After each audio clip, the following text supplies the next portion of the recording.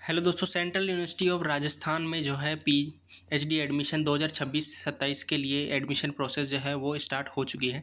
यहाँ पर आपके ऑनलाइन रजिस्ट्रेशन 8 मई से 25 मई के बीच जो है वो फॉर्म फिलअप करे जाएंगे। ठीक है, इसके बाद डॉक्यूमेंट वेरिफिकेशन होगा 3 जून तक। 4 जून को जो है आपकी जो एलिजिबल कैंडिडेट हैं उनकी लिस्ट आ जाएगी यूनिवर्सिटी की वेबसाइट पर। और इसके अलावा आपके इंटरव्यू जो है वो 11 और 12 जून को जो है होने वाले हैं। इसके अलावा आगे की चीज़ें हम लोग देखते हैं इसमें।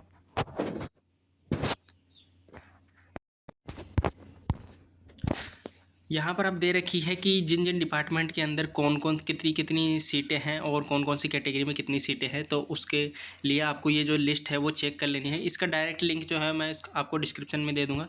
यहाँ पर करीब 30 सब्जेक्ट में जो है काफ़ी बहुत सारी ज़्यादा सीटें हैं, तो आप सबको वो चीज़ें जो हैं वो चेक कर लेनी है अपने डिपार्टमेंट के अकॉर्डिंग। इसके अलावा दिया हुआ है यहाँ पर पीएचडी एडमिशन के लिए आपका एलिजिबिलिटी क्राइटेरिया। तो अलग अलग जो डोमेन हैं, जो साइंस के हैं, आर्ट्स के हैं, ह्यूमैनिटीज़ के हैं, कॉमर्स के हैं, और जितने भी यहाँ पर डाटा साइंस है, मैथमेटिक्स के हैं, फिजिकल साइंस, केमिकल साइंस, सब के लिए यहाँ पर जो है मिनिमम क्वालिफिकेशन और पीजी लेवल यहाँ पर जो है दे रखी है, जहाँ पर आपका मास्टर्स होना चाहिए। इसके अलावा कहीं पर जो आपको एमएससी होनी चाहिए, एमए होना चाहिए, कहीं पर आपको जो कोई नेशनल एग्जामिनेशन क्वालिफाई है वो होना चाहिए, कितनी आपके परसेंटेज रिक्वायर है, वो सब चीज़ें जो है यहाँ पर दे रखी है। तो ये सब चीज़ें आप चेक कर लेंगे। इसका लिंक जो मैं डिस्क्रिप्शन में दे दूँगा। आखिरी पीडीएफ जो कि यहाँ पर एडमिशन के लिए दे रखा है उसमें है PhD admission policy for academic session.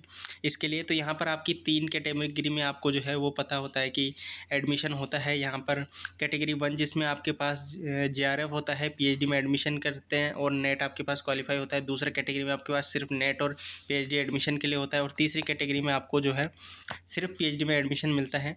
ठीक है, और यहाँ पर इसके बाद आपके पास चौथी कैटेगरी भी है जिसके पास जो आपके पास गेट एग्जामिनेशन है। ठीक है, लेकिन इसके अलावा अगर आप 1 से 3 कैटेगरी में आते हैं, ठीक है, तो उन्हीं को जो है प्रेफरेंस दी जाएगी। एलिजिबिलिटी यहाँ पर मास्टर डिग्री होनी चाहिए आपके रिलेटेड सब्जेक्ट में। ठीक है, वो कि जो एलिजिबिलिटी क्राइटेरिया का जो पीडीएफ है वो अवेलेबल है suraj.ac.in। इसका लिंक मैं डिस्क्रिप्शन में दे दूँगा। इसके अलावा ठीक है, यूनिवर्सिटी का रूल्स रेगुलेशन है, और जो सीट मैट्रिक्स है यहाँ पर जो भी दे रखा है। एप्लीकेशन प्रोसीजर आपको बता दिया है, 25 मई इसकी लास्ट डेट है। इंस्ट्रक्शन है कि आप अपनी एलिजिबिलिटी कर पहले से चेक करके फिर अप्लाई करें। अगर आप गलत एलिजिबिलिटी वो करते हैं तो ये वहाँ पे आगे जाके आपको प्रॉब्लम करता है। ठीक है,